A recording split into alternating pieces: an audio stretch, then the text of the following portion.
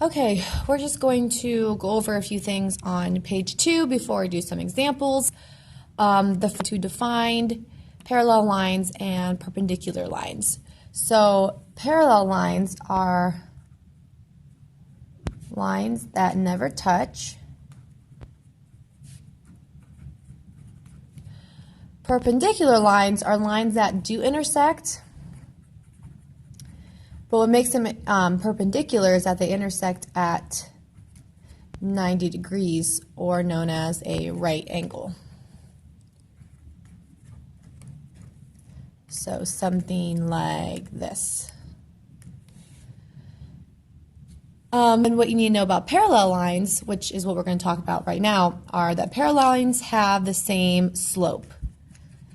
They have to have the same slope in order to never touch. They have to be rising and falling the same direction in order to never intersect. So on page 3, we're going to jump down to problem 1 that says a line passes through the point 12, 5 and is parallel to the graph y equals 2/3 x minus 1. What equation represents the line and slope intercept form? So as soon as you see that, you should know your answer needs to be in the form y equals mx plus b. And we are going to create an equation that's parallel to the one that they gave us. Since they're parallel, I know they have the same slope. So if their slope is 2/3, my slope is also going to be 2/3. So I'm going to plug that in for m. So that's what my equation looks like so far. And then I'm going to go ahead and cross out their line because I'm not using anything else. I took their slope because I know mine has to be the same since they're parallel, and that's all I know from their line. Now, to finish my equation, I got to find my b. Well, this is from last chapter. How you find the b is you use the xy that they gave us.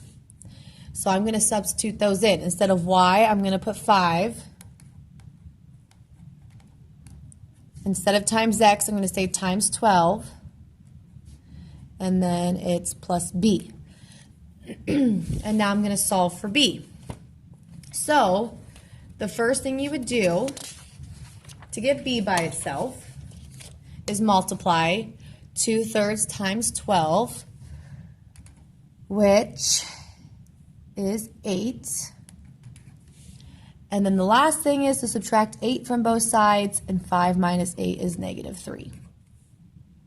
Remember, that's not your final answer. You have to go back to this and write out your equation.